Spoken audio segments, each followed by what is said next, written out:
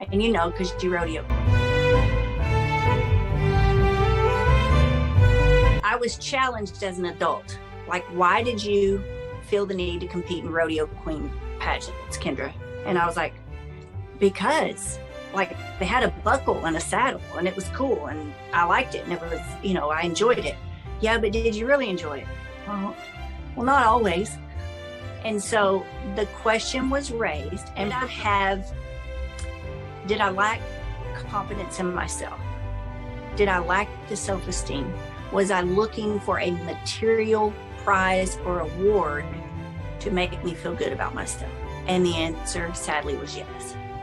I think a lot of people who enter pageants, I'm not saying everyone, I think a lot of girls who do have deep-rooted insecurities, and they're hoping that that trophy will validate them.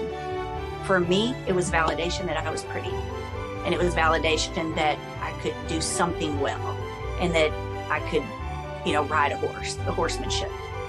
And now, as an adult with barrel racing, I'm taking that lesson that I had to learn with the Queen's competition and look at it with horses. I think that's part of why I used to get so devastated, and I took it so personally when I didn't win. Weekend after weekend, year after year of struggling, it mentally crushed me to the point where I almost quit. And I think it's because I actually assigned my identity and my worth to it. So if I happen not to win, chances are you're not, because there's only a few winners every week.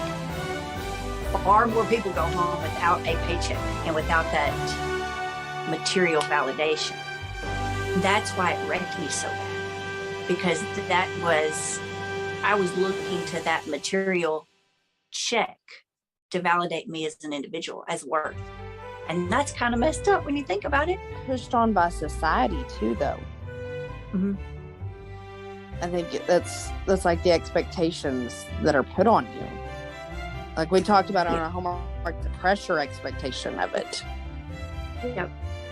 Even when especially when it's generational, when it's handed down to you, you're expected to be a top competitor because your dad and your granddad were, or all your cousins, sisters and brothers. That's hard. But I do feel like we've got a tremendous opportunity to make a difference. And as my faith matures, as I get older, and we may have some people watching on TikTok that are young, and it's kind of hard to understand that, but it is easier as you get older, I think. And it is easier as you see God move in your life enough times to where you don't question it. Like you've had him come through for you so many times, you don't question it as much. And so as a believer, I now have my security and my confidence in who I am, who he created me to be. I don't have to have those belt buckles or those paychecks to validate me.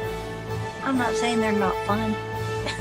I'm not saying it's not nice and not a perk, but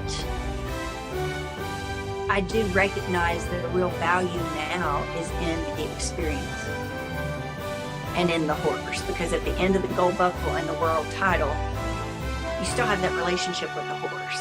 And I don't believe in winning at all cost. A lot of people sadly do. So does that help anybody else to even think about that? Does that give you something to think about this week? I want you to question whether if your disappointment leaving a competition when you didn't win, is it devastating? And if so, why? What could be a deeper issue there?